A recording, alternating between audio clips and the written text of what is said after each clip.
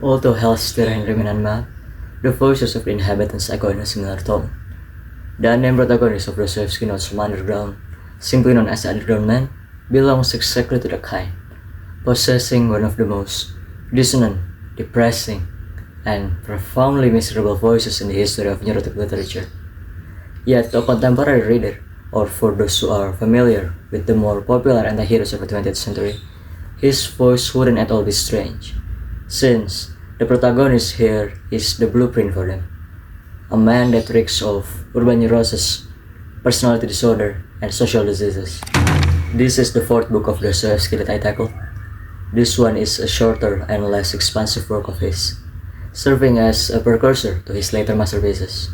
Many of the themes that he would later explore in The Brothers Karamazov, Crime and Punishment, and The Idiot are here in a concentrated form. This book is often regarded as a forerunner to the existentialist movement. Some even argue that this is the best introduction to existentialism there is. I read Notes for the first time about a year ago, and I remember having a good laugh reading it. I found the narrator to be morbidly hilarious. His musings are often simply too absurd. He displays a flair for exaggerated self-expression. His speeches are highly performative, filled with contradictions and hyperbole. And it was also one of my first experiences in following through a narrative where wretchedness is the bedrock of its narrator existence. And it was just the way he articulates everything. I found it entertaining.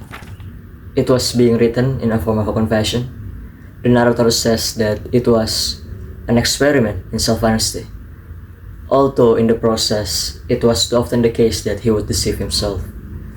He is not a reliable narrator, that's for sure, and the form of confession here is excellent in that way, as a medium to flesh out his disorder.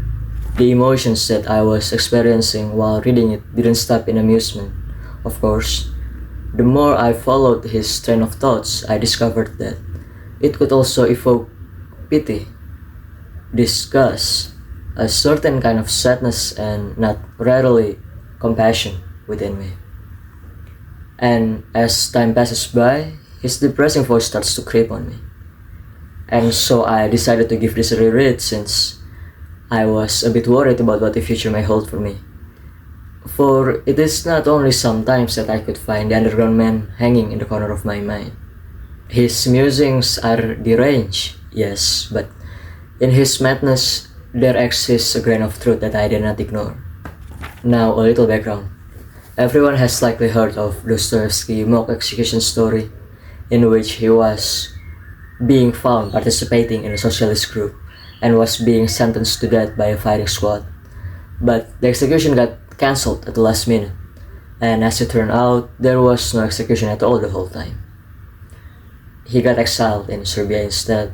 This experience deeply impacted him and became a huge influence to many of his works, including this one, which was being written in 1863, shortly after his exile, and got published a year after in 1964. It was a transitional period then in Russia. New cultural situation arose in the 1860s.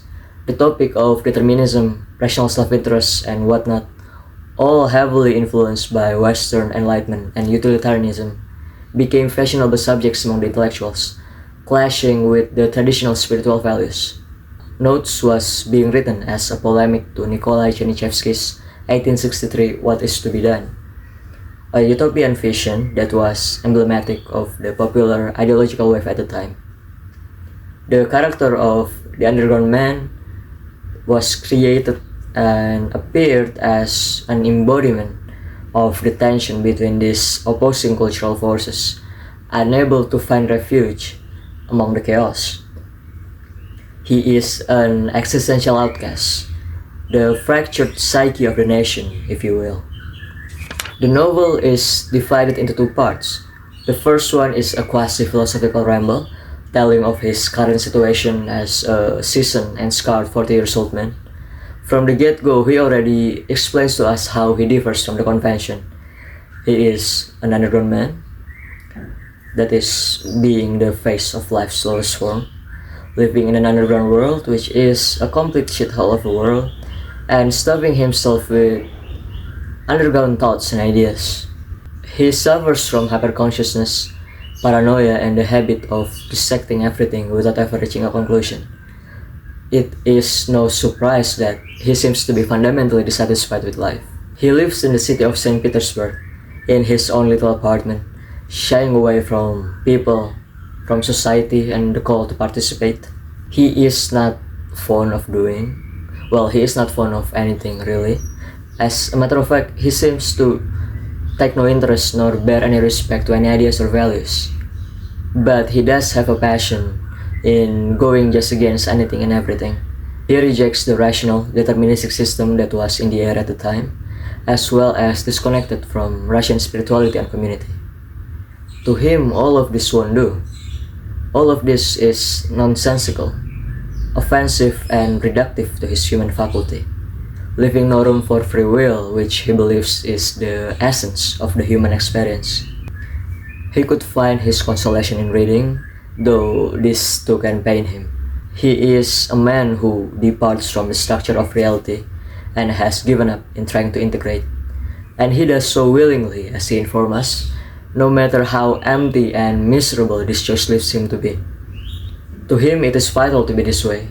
As I have mentioned earlier, it is correlated with his very essence as a human being. That is the freedom to choose and act.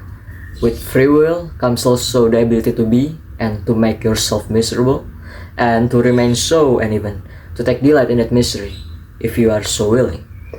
His aim, he said, is to prove that he is a man and not a piano key.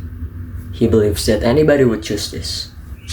Although in the second part of the book, this one is a retelling of his adventures into society when he was 24, we could see how he has had the desire to integrate socially.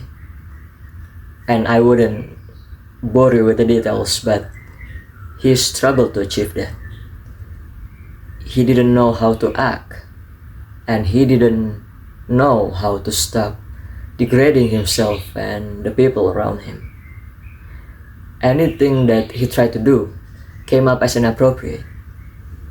We could see that he has always been a man who doesn't know how to deal with his own nature. Even if there is a part of him that yearns to escape the confines of being the underground man, he is painfully aware that any such attempt would be futile.